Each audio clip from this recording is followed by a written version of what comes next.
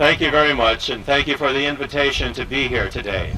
First, I would simply like to say thank you to the Bucholz family in honor of your loved one for whom this event is here today. As we think about the medal that was given posthumously, we are reminded oftentimes of the sacrifice that so many people have made. The sacrifice of being separated from their loved ones. The sacrifice of serving under conditions that were horrible in many instances. The sacrifice of being wounded. The sacrifice of giving their life. And indeed today we think about this ceremony and the recent awarding of the medal, and we wonder, well, how could the country overlook something like that during the lifetime of the recipient? How could they forget? And I think perhaps it's important for us to think about our lives. How often do we go about our everyday life and business and forget about the sacrifice of so many that have made our life, our freedom, our communities, our state, our country even possible in the first place?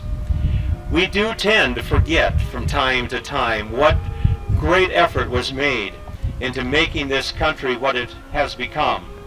And we have to indeed work hard in order that the sacrifices that were made by so many are not in vain. Not simply because we don't forget them, but because we continue the work of making sure that liberty and freedom are indeed available for future generations. Folks, of the 93,941 American POWs held in the European theater during World War II, only 1% died in captivity, most of them from combat wounds. The rest made it home. Of the 25,600 American POWs held in the Pacific theater during World War II, 10,650, or nearly 45%, died. Only 15,000 survived and made it home. Of the more than 7,000 Americans captured by the communists during the Korean War, only 3,800 returned home. Between 1964 and 1972, of the known 2,600 American POWs held in North Vietnam, 1,600 remain missing, 114 died in captivity, and only a scant 900 made it home. Granted, even though the POW count is much lower from the Persian Gulf War of 1991 up through and including the current Middle Eastern wars, even though it's lower, it still remains that the reality of POW life is still brutal for the servicemen and for families waiting back home. Compared to the millions of men fighting the wars, the total number of prisoners of war seems insignificant. But no one fighting for their country is insignificant. Unfortunately, because of the devastation and the disruption and confusion that war creates, sometimes heroes are missed. For example, World War I.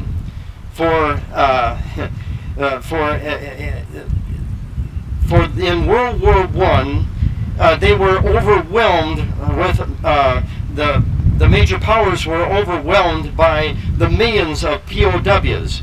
Because of limited resources, survival for the POW back then was bleak. But since most of the American fighting occurred only in the final months of the war, just 4,120 American soldiers wound up in a German POW camp, with only 147 American prisoners perishing in those camps. And thankfully, 3,000 plus troops were able to come home. And one of those who survived the POW experience was a man from right here in Holland, Minnesota, Private Walter Bucholz, who received, as Bill shared, the Purple Heart for his combat wounds, and also received posthumously the POW medal.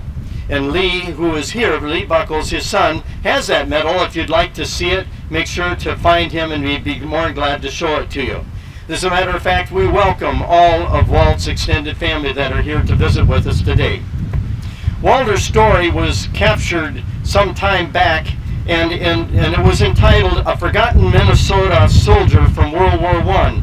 Well, Walt's name and story may have been missed for a time, but he definitely wasn't forgotten by his family. And that's the key to it all, and it's the theme of this part of our service this morning that Walt's family wanted us to focus in on, and that was hope. A POW is able to survive because they have hope. Because they know God has not forgotten them, they have hope. Because they know their country has not forgotten them, they have hope. And most important, because they know that they have a praying family who has not forgotten them, they have hope. And so this morning, for a brief moment, we reflect on the veterans' story who endured the battles and then battled to stay alive in prison camps. We take this moment to reflect on their lives, and we pray together for those who were able to return home. And we pray for the families who waited and who are waiting in hope. Our chaplain will now lead us in a prayer.